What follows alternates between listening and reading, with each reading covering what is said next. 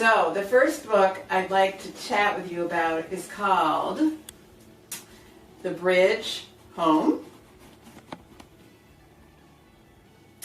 Now, imagine if you and your sister must leave your home as your father is physically abusive, he drinks too much, and you are no longer safe. You are only 11 years old and your older sister is 12. Your family is poor, you have nowhere else to go, so you are homeless. You are wandering around the streets of Chennai, India, and you luckily find two other boys your age who have found a refuge living underneath an abandoned bridge. And these two boys also help you find some work that you can do. It's scavenging the city's trash heaps. This is the story of Vijay, Ruku, Muthi, and Arul, and their puppy Kuti. Can these 4 kids survive on their own? To find out, you'll have to read The Bridge Home.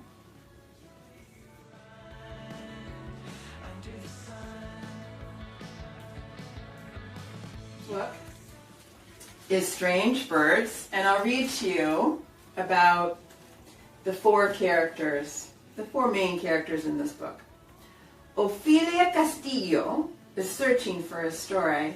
While her friends leave their boring Florida town for summer camps and family vacations, she braces for zero excitement. Lane DeSante would like her whole family to kick rocks, especially her parents, who sent her to live with her grandmother for the summer while they finalize their divorce. Aster Douglas has one summer to figure out how to be a kid. She's been homeschooled by her grandfather her whole life, and it's easier for her to make a souffle than a friend. And last but not least, Kat Garcia is hiding a big secret. She's in need of a new troop after she quits the Floras, her local scouts, without her mother knowing. Now these 4 girls band together to make the Floras change an old tradition, the wearing of hats made with actual bird feathers. This is a great book on friendship, learning to be an activist, and using your strengths. Whether you're a storyteller like Ophelia, an artist like Lane, a foodie like Aster, or a bird watcher like Kat. It's called Strange Birds, A Field Guide to Ruffling Feathers by Celia C. Perez. And that author might be familiar to you if you read The First Rule of Punk.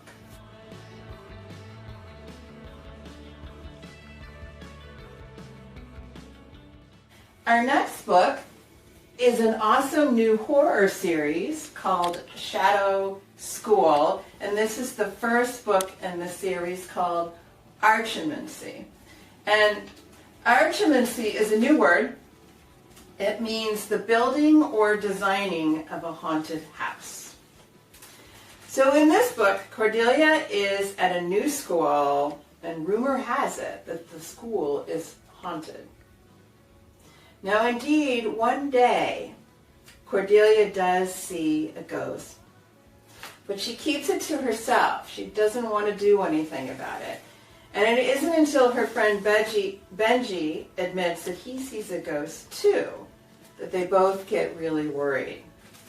Together with their super smart friend Agnes, they try to figure out why their school is haunted with so many ghosts, and can they help bring the ghosts to the other side. A really fun read, and it's called Archimancy.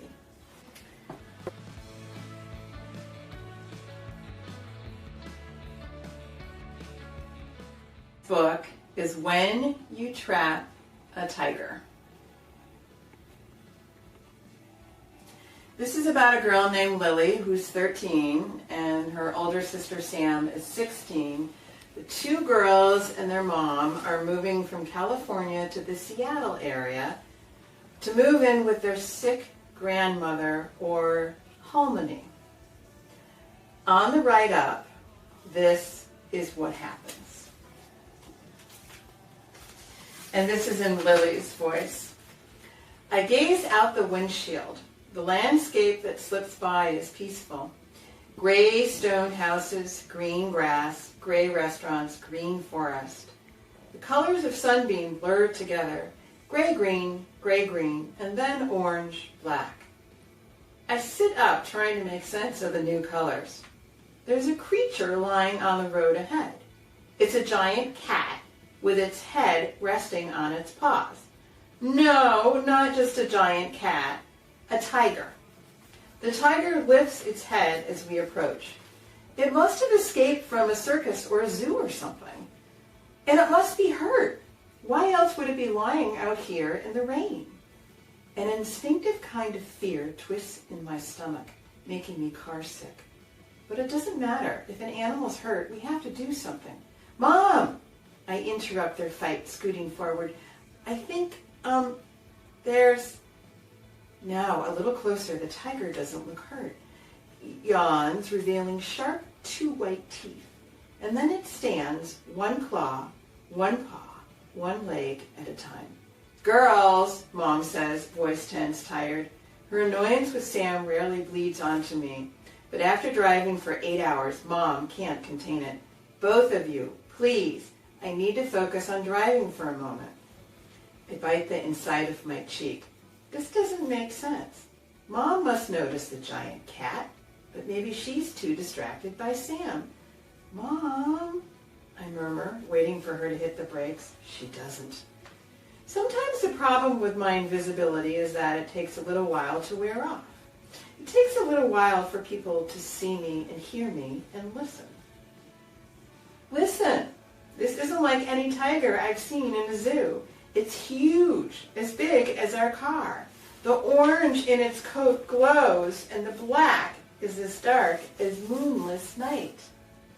This tiger belongs in one of Halmony's stories. I lean forward until the seatbelt slices into my skin. Somehow, Sam and Mom continue to bicker, but the words become a low hum because I'm only focused on.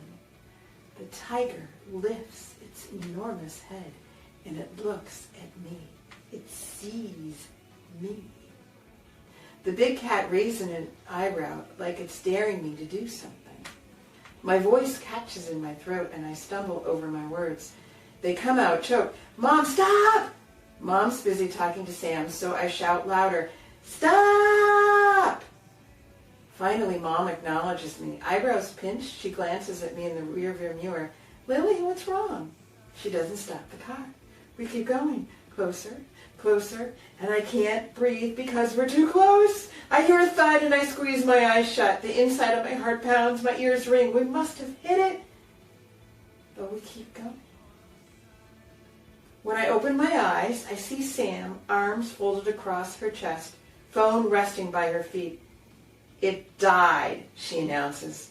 My pulse is as a wild beast as I scan the road, searching for horrors I don't want to see. Nothing's there. Mom's jaw tightens. Sam, please don't throw your expensive phone around. I stare at them confused. If the thud was just her phone hitting the floor, I twist to look for the tiger, but all I see is rain and road.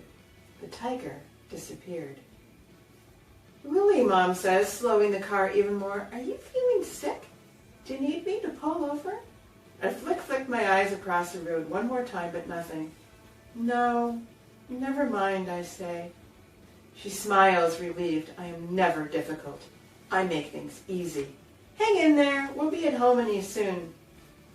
I nod, trying to act normal, casual, even though my heart is jump dancing.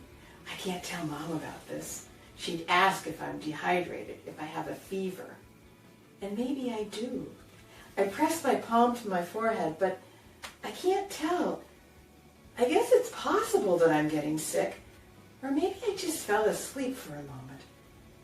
Really? There's no way I saw a giant tiger appear and disappear in the middle of the road. I shake my head. Regardless of whether the tiger was real, or I dreamed it, or I'm losing my mind, I need to tell Halmini. She will listen. She will help. She will know what to do. What is going on with that tiger? To find out, you'll have to read When You Trap a Tiger.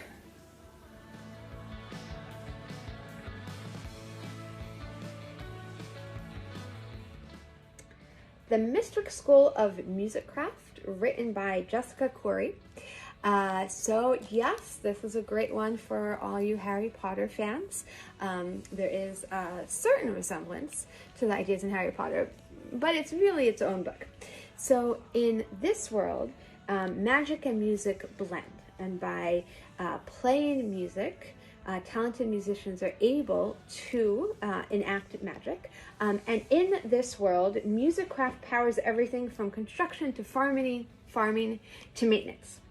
So 12-year-old Amelia Jones wants to follow in her mother's footsteps and be admitted to the Mystic School of Musicraft.